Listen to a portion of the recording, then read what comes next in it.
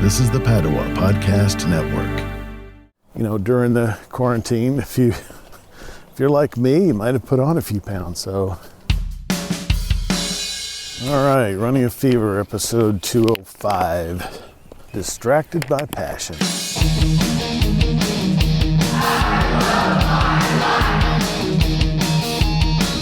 It's a fine day here in May.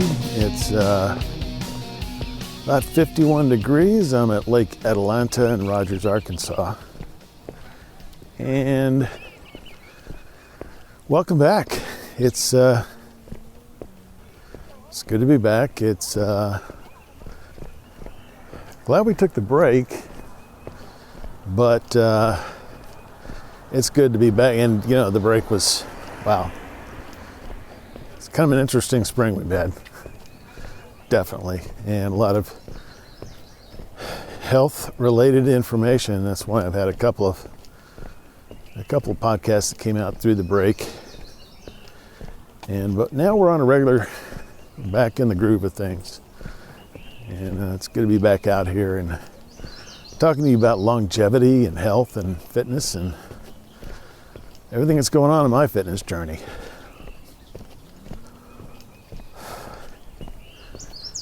It is a fine day. It's about 51 degrees still.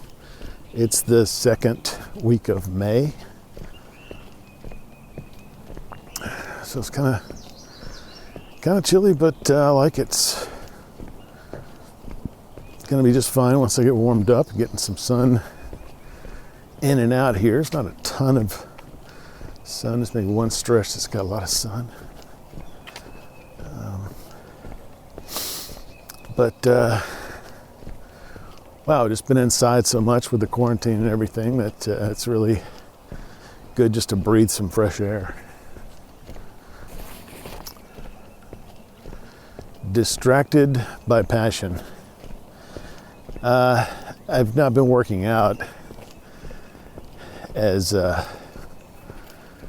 much as I usually. I mean, you know, this, like I said, this is, and I can blame the quarantine now, but it started as a problem with my foot. It was kind of difficult to wear most of the shoes I have, and for a while, I was wearing only my walking shoes everywhere. And when I walked, I still had pain. So I stopped walking and playing racquetball. And for some reason, I stopped lifting weights as well. Even though I probably could have lifted in my walking shoes without too much trouble. You know, this is fine. I've had injury setbacks before, and you know, I've always come back. So there's something a little bit different this time, though. And you know, it's there's other complications now. Since I started putting this episode together. And if, you know, during the quarantine, if you're like me, you might have put on a few pounds. So it's time to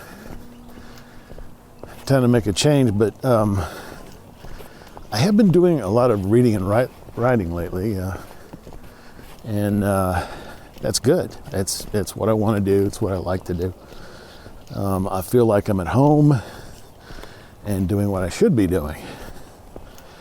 But it's like anything else, you know, too much of a good thing is bad. Too much even of a good thing is bad.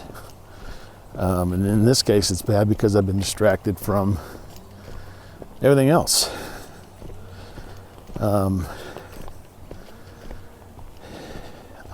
set a goal to read 75 books this year.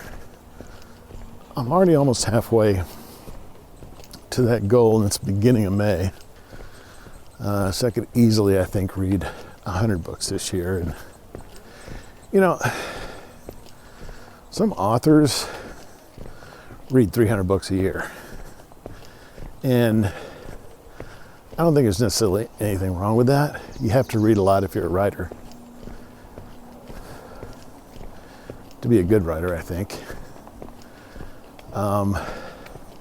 But But that's not my full-time job. I work a couple thousand hours every year doing something not related to writing or podcasting or any of my other creative activities. So, because of my passion for reading and writing, I've ignored or at least put off many other things that I've learned that make life better. Sun just hit me. Feels good. When I get up in the morning or get home from work, or whenever I have time, I want to push ahead with my passion.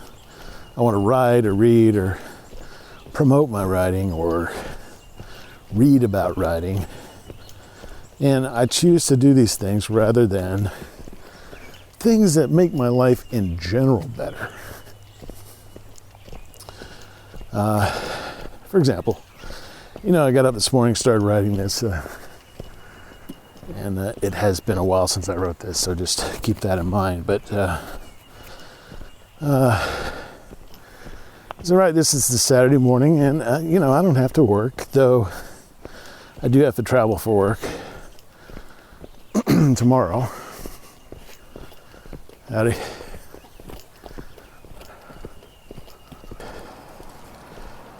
Morning's usually when I work out.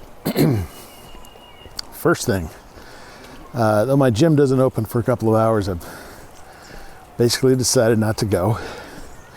I'm writing. And I've been charging through a popular author's catalog, reading everything, and I want to keep charging, finishing one book today and starting the next. What goes through my head at these times is logical. Though, like most decisions we make, it's emotion reinforced by logic that I base my decision on.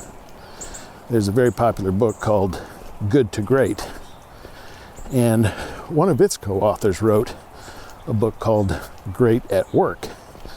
In this book, he describes how very successful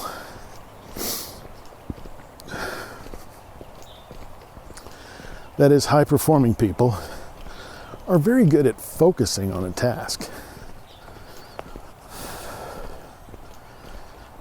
This involves something we're not used to at work, which is ignoring distractions.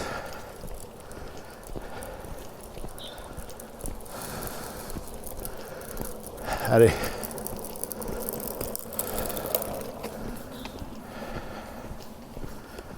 Ignoring distractions,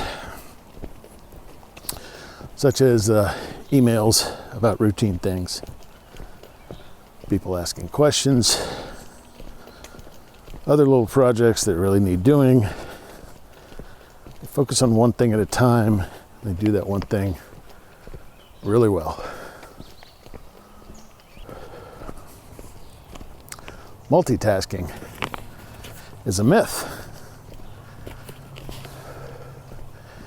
Can't remember who told me this first. I think it might have been a co-worker named Matt DeBusk. But it hit home. It hit home because I discovered it through experience. The human brain is not capable of multitasking. Unlike computers, we take so much time reestablishing our frame of reference that it becomes more efficient, not less, to focus on one task. This is the concept that's touted in Great at Work, and it's part of the logic my brain is using to keep me from loving my life.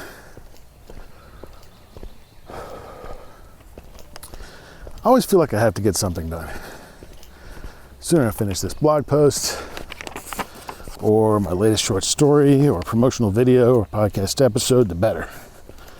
This feeling is amplified with regard to my passion because, unlike my day job, I'm not guaranteed a bunch of time, paid time, to work on it. I have to scrape time up whenever I can find it. So time is more precious.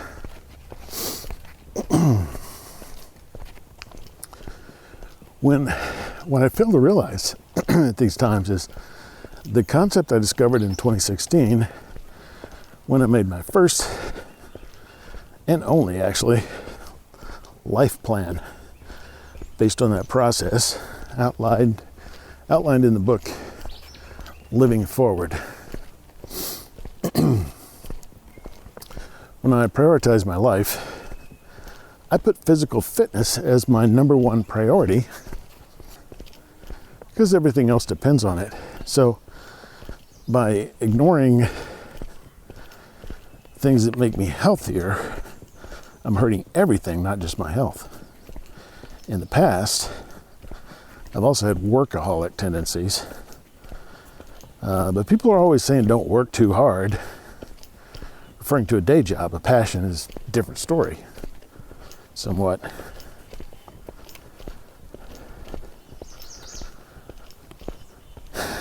You know, I always try to turn things around when I talk about how things aren't going the way they should. At heart, I'm an optimist, I think. Like to think so anyway. It may not always seem so, though.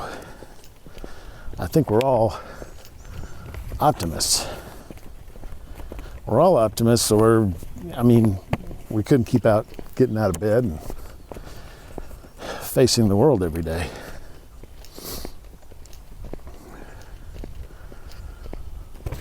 So I found myself examining how this happened and what I need to change to make things better. After all, by now I know what I need to do. I'm just not doing it. I've studied a number of methods, and today I'm going to share some of them with you.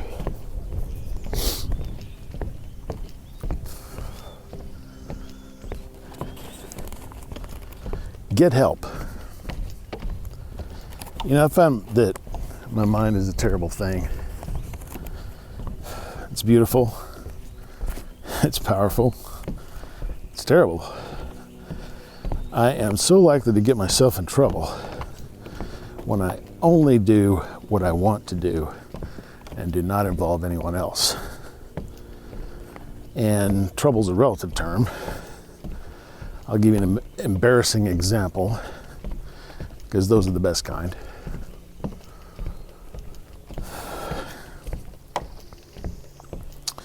A couple of months ago, I decided I was going to get a master's degree in the field that my day job is in. I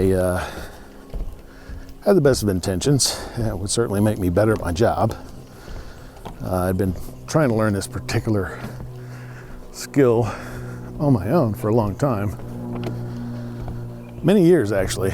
And it's always baffled me, and getting this degree would kind of force me to learn that skill. But as they say, the juice would not be worth the squeeze.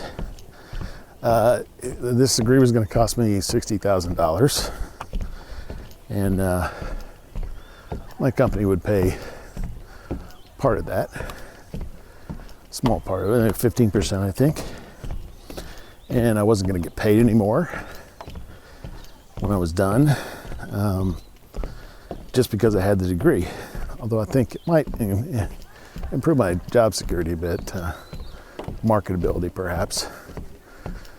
But I definitely wasn't going to get that money back in terms of an increase in salary. And it doesn't appear that my job is in jeopardy, but you never know.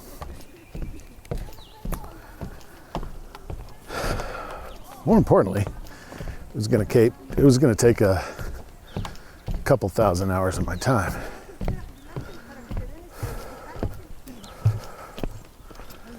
Howdy. And I found I can do a lot of things, pretty substantial things if I, commit enough time and energy. And that's what this was going to take. I knew I could do it. It it was going to absorb my life. It was going to be like basically like having 2 full-time jobs for a year, or probably spread it out over 2 years. And that is far more valuable. I mean, time is priceless. So, it just didn't really make sense. But I didn't tell anybody else about this. I just went on about it on my own. I told the people that I needed to write recommendations. Got accepted, paid the initial fees, and bought some nice, I think I bought a sweatshirt from the school. And then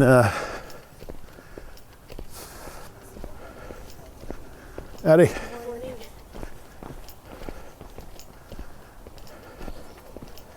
Anyway, a couple of weeks later, I realized that it just didn't make sense. I'm out a few $100s, and more importantly, I wasted the time of the 3 people who I asked to write recommendations. If I discussed this with friends and family, I would have known quickly that I was headed for a mistake. And in this case, the consequences are not dire. But, I hope it illustrates my point that acting on my own without the support and guidance of my friends and family is not the best idea, especially with life-impacting decisions like this one. Left to my own devices, meaning my terrible brain, I can do things I would not think of doing if others knew about it. Morning. Human brain is an amazing organ. Through the magic of the brain, I can actually fool myself. And the smarter I am, the worse life gets. I lose perspective. Things don't go very well. But when I depend on other people I trust for more objective advice, I make better decisions. Get in the routine of doing the right thing. Well, this doesn't help me in the moment, but if I haven't developed these habits over time, it's not going to help. But I can tell you that habits have helped me in the situation I'm currently facing. I eat similar things every day, so my diet hasn't suffered like my exercise program has. I didn't have to stop my diet because of an injury, so I can keep rolling. Habit kept me exercising, but it doesn't take long to get in a new habit of just doing what I want with regard to that distracting passion. So I have to reestablish my habit and reawaken my passion for good health and sharing that information. Windy here. So I have to reestablish my habit, and this involves the hardest of my most difficult of all these suggestions, which is just do it. Sure, sounds easy. But remembering this, not just a slogan, can help me realize that I'm hemming and hawing and bitching and complaining. And why? I can do the right thing. I know what the right thing is. A habit starts with doing the thing once.